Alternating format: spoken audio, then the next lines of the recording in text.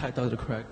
My question is that I understood that we need a foundation to substantiate morality or to substantiate objective morality.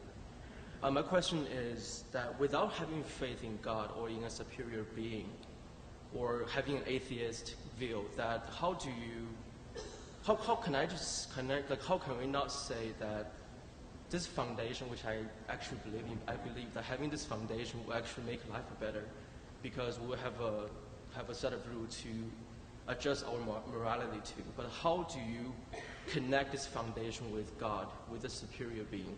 How do you, say, if I don't believe in God, how do I know, even though I believe in this foundation, I believe this foundation will make life better?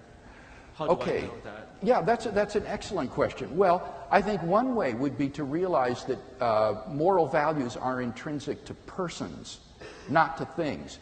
Things like fairness, generosity, love, kindness, goodwill, loyalty. These are virtues that belong to persons. And therefore the good, what Plato called the good, must be a personally embodied good. It cannot just be some abstraction.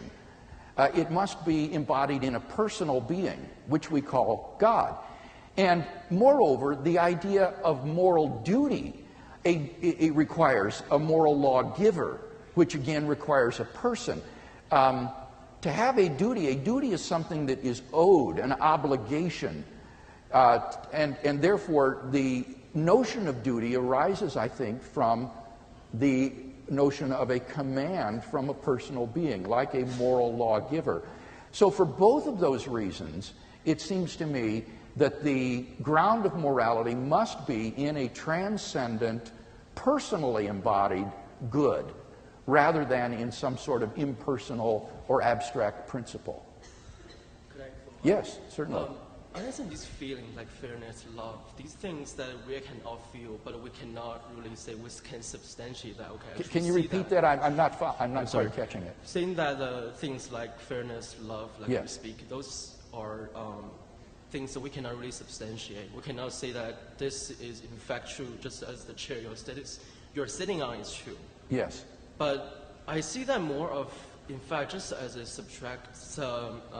subjective and more of an abstract concept and idea, even though they are true. It's not really, I cannot really follow this. So do you really, now think of what you're saying. Think of the implications of this. Do you think that it is morally indifferent to take up a little child in your arms and to love that child, or to break that little child's limbs, burn him with cigarette butts, and abuse that little baby? Do you really think those are morally indifferent acts, that's purely subjective?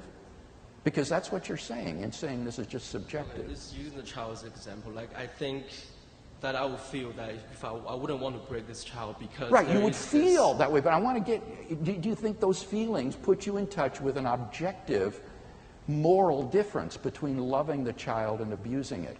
Or are these, in fact, on your view, morally indifferent, what you do? I don't think you really believe that these are morally on a par with each other, do you? You said morally on par? On a par. Morally equal, that it's morally indifferent which one you choose. Because that's what you're implying when you say that these virtues that I named, generosity, love, faithfulness, kindness, are just subjective feelings and not objective values. I more see them as the ones, the feelings, just like a kind of human nature that we're born with. I want to try to understand this connection with having these virtues and having faith in God, because I cannot really connect these two concepts here.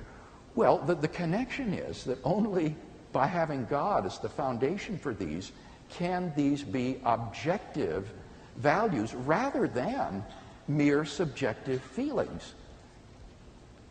And to say that there is an objective moral difference between abusing a baby and loving that baby. To say that there's an objective moral difference between those two, I think is evident, but I can't make any justification for that on naturalism. I mean, in fact, in the animal kingdom, some animals eat their young. I remember when I was a boy, I used to have white mice for pets. And one day, the mother mouse became pregnant and had little tiny baby white mice. And I came home from school one day to find that my father had drowned all the white mice in the toilet and killed them. And I was devastated. I was just crushed because I loved these little pets. And I was so angry with my parents for doing this. Until later on, my mother said, the reason I told your dad to do this was because the mother was eating the babies. And she said it was so horrible, she couldn't stand it, you know, so she did that. Well, if that goes on in the animal world, and is morally indifferent, the mother mouse didn't do a sin. There's no moral obligation there for that mother mouse not to eat the babies for nutrition. But on the human level, you know, I just want to say, God help us if that's the case. You know, on the human level, and I can't, on naturalism, you see, we are just animals. We're just relatively advanced primates. So I don't see any way that you can have a moral discrimination between these without God. So that's why I think if God does not exist, objective moral values and duties do not exist. But I think objective moral values, duties do exist, from which it follows logically and inescapably, therefore God exists. That's my argument.